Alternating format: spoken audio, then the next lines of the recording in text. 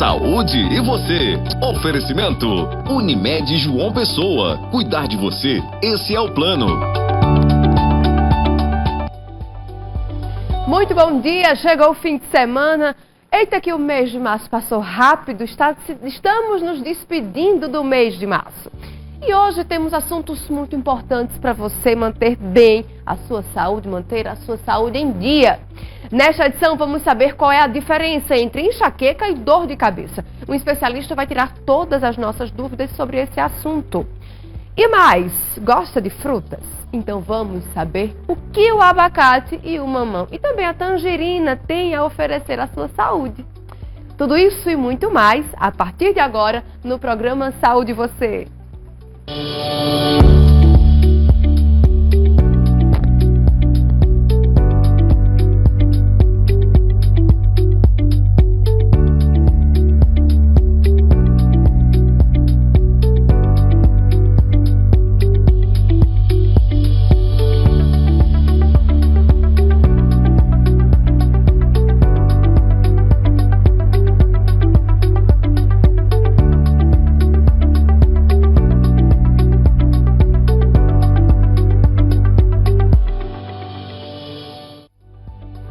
Que bom que podemos estar juntos em mais uma manhã para conversar sobre a nossa saúde e aprender a cuidar melhor de nós mesmos e também da nossa família.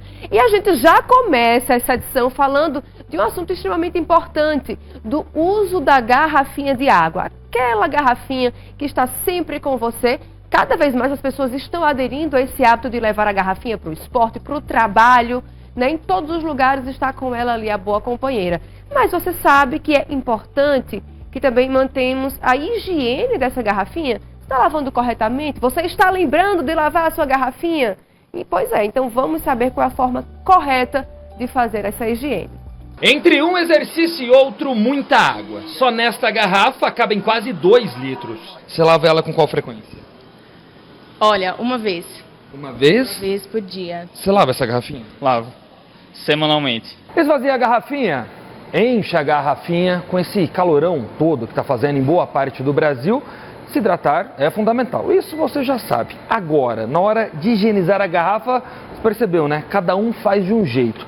Mas, de fato, a maneira correta de higienizá-la? A resposta é sim e é bem simples.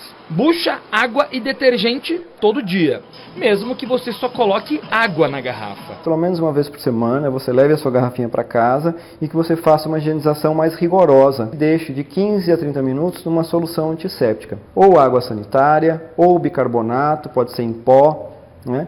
Ou um vinagre. No caso das garrafas com muitas borrachas ou canudo, a higiene precisa ser mais cuidadosa. Então dá preferência àquela garrafa mais simples possível, mas que seja ou de vidro, ou de alumínio, ou de aço inox, que essas garrafas são mais fáceis de limpar. Já as garrafinhas descartáveis de plástico não devem ser reaproveitadas. Pequenas rachaduras na parte interna podem se tornar um ambiente ideal para a proliferação de bactérias, que podem trazer problemas no estômago e desconforto.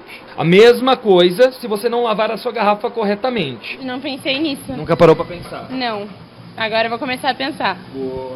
Não há nada mais incômodo do que uma dor de cabeça, não é mesmo? Quem passa por essa situação sabe. E a enxaqueca, então, nem se fala. Atinge mais de 1 bilhão de pessoas no mundo inteiro. Cerca de 20% dos brasileiros estima-se que possam também enfrentar uma enxaqueca. E as mais prejudicadas são as mulheres, cerca de 30% da população. Vamos acompanhar. O assunto de hoje é enxaqueca. Infelizmente, esse problema atinge mais o público feminino. E para entender o porquê, a gente veio aqui ao consultório do neurologista Fernando Menezes para conversar sobre o assunto. Muito obrigada pela sua participação. Começar logo explicando para a gente por que nós sofremos mais com a enxaqueca. Bom, a dor de cabeça, ela tem algumas características, quando a gente está falando da enxaqueca, que faz com que cerca de 2,5 a 3 vezes mulheres são mais acometidas do que homens. E isso reside muito na importância do hormônio estrogênio. Esse hormônio que ele muda o seu caráter, a sua característica, durante todo o mês do que a gente chama de período menstrual. Então essa subida e descida faz com que as mulheres entrem em crise. Obviamente essa mudança fisiológica ela não faz parte dos homens. Então boa parte disso faz com que as mulheres tenham essa predominância maior do que os homens na questão da enxaqueca. Né? E pode atingir já desde a adolescência as mais jovens? A gente diz o seguinte, a enxaqueca ela é uma doença que eu não devo suspeitar em pessoas acima de 50 anos. Mas abaixo de 50 anos existe sim diagnósticos na fase adulta, existem sim diagnósticos na fase da adolescência e sim diagnósticos na fase da infância.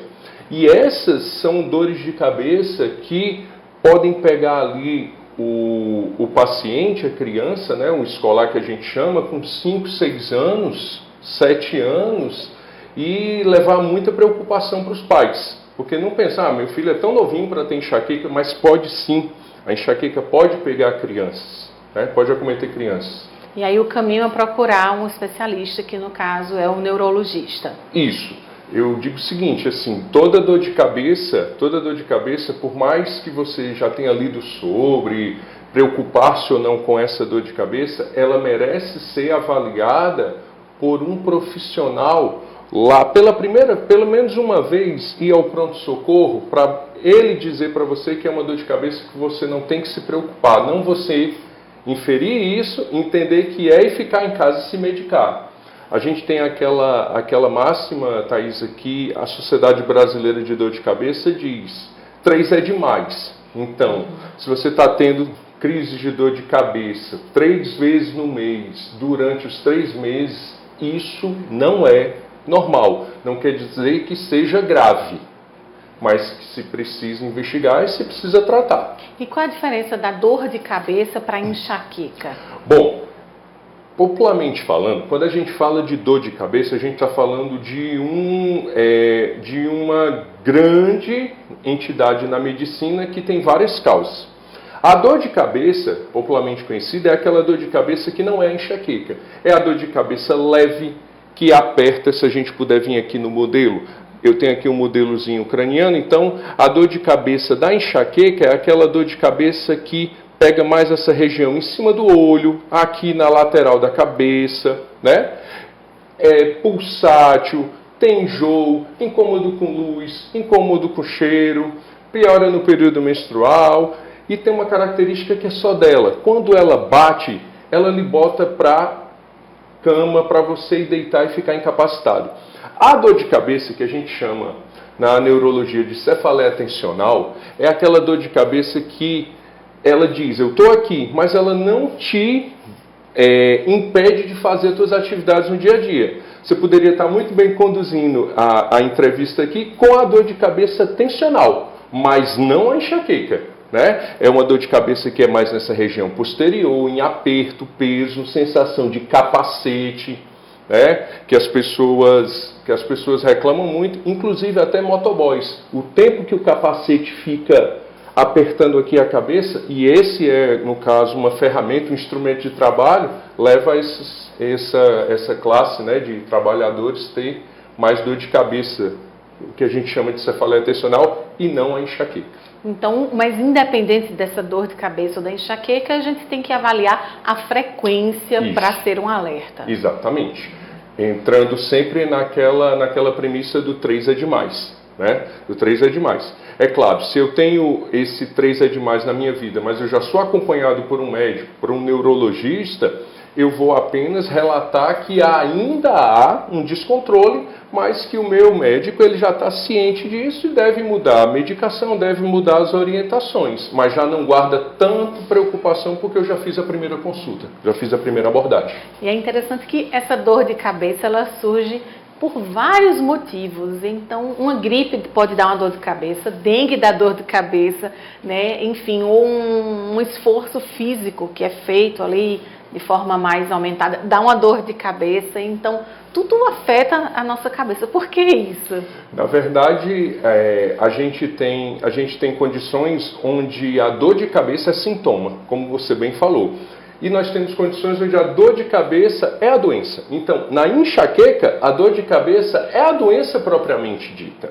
Mas como você bem falou, nesse período que a gente está aqui crítico no Brasil de arbovirose, dengue, a dor de cabeça da dengue é uma dor de cabeça secundária à exposição ao vírus. Então, essas estruturas que fazem parte aqui do nosso crânio, dentro do crânio, são extremamente sensíveis à dor. Tá? Então a gente tem os pacientes que têm sinusite, que podem ter a dor aqui na região dos seios da face, mas a dor também pode ser sentida aqui na região frontal.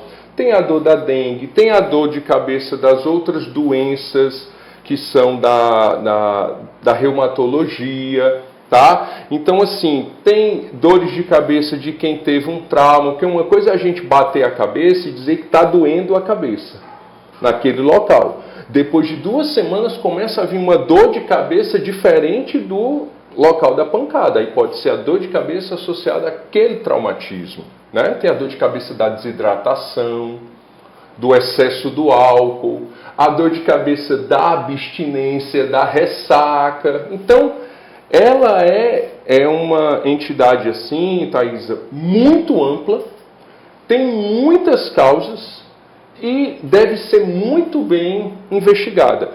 Felizmente, a grande maioria das dores de cabeça, elas são benignas, são primárias, mas não quer dizer que não sejam passíveis de investigação. Quem tem enxaqueca sabe que muitos fatores podem piorar, né, podem ocasionar, então, a crise. Às vezes é a iluminação, alimentos, pois muitos alimentos podem também agudizar uma enxaqueca. E aí, quais os alimentos que podem acentuar esse problema? As dicas agora no quadro Saúde em Dia.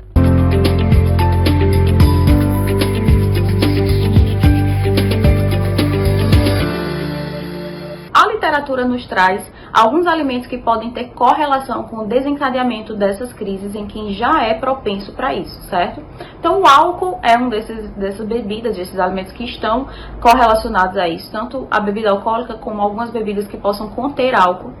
A própria cafeína, né, que não está presente apenas no café preto, mas em chá preto, em refrigerantes, no próprio chocolate, em alguns outros alimentos. O aspartame, que é um edulcorante artificial, é um adoçante que a gente consegue ver, encontrá-lo ali no rótulo de alguns alimentos industrializados, né, como biscoitos recheados, como algumas bolachas, alguns salgadinhos, entre outros.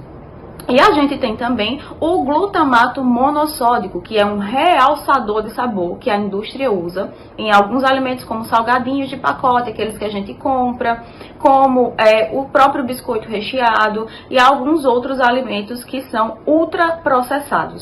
Então é indicado que a gente esteja um pouquinho atento aos rótulos dos alimentos, porque esses alimentos eles podem desencadear ali a liberação de mais noradrenalina e serotonina. Isso pode causar uma vasodilatação ou uma vasoconstrição, que é o que pode desencadear uma crise de enxaqueca. Tá? Então fica de olho aí nos alimentos que você coloca na sua despensa, sem terrorismo nutricional, mas também com cautela.